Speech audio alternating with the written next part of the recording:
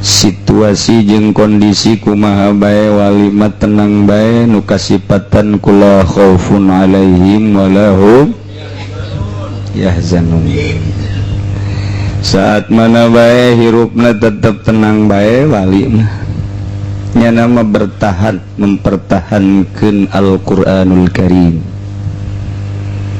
Ialah waliullah atuh melalui pengujian-pengujian mulaya jelema jadi dokter Andes, jadi sarjana tanpa nyieun skripsi heula. Mulaya jelema boga ijazah SD lamun teu ujian heula. Moal aya jelema boga SK lamun teu diuji heula.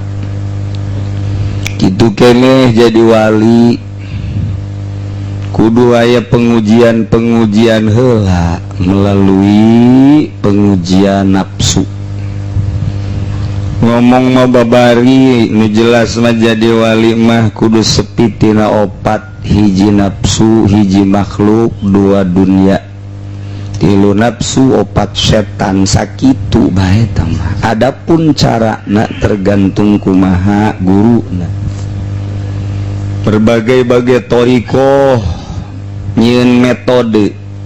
Qadiriyah jeung Naqsabandiyah lain deui, Qadiriyah wan Naqsabandiyah jeung nu sejen lain deui, Rifaiyah lain deui, Syadziliyah lain deui, Tijaniyah lain deui, Utsmaniyah lain deui, Satoriyah lain deui. Berbagai thariqah ujung-ujung nama endek ngalengitkeun opat.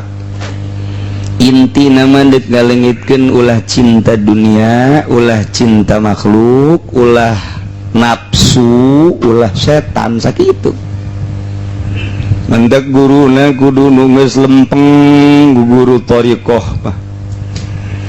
Ulah ngaguru thariqah guruna masih keneh bobolokot kudunya tuh komo muridna. Ulah guru thariqah ka guru bobolokot ku makhluk atuh kumaha muridna. Kitu keneh ku nafsu, kitu kuno ku setan. Jadi kudu geus bener-bener bersih. Cek omong sompral mah mun aya muridna di masyrik, guruna di maghrib, murid salah, guru nyahueun kana kasalahan murid. Oh, lain badrak-badrak.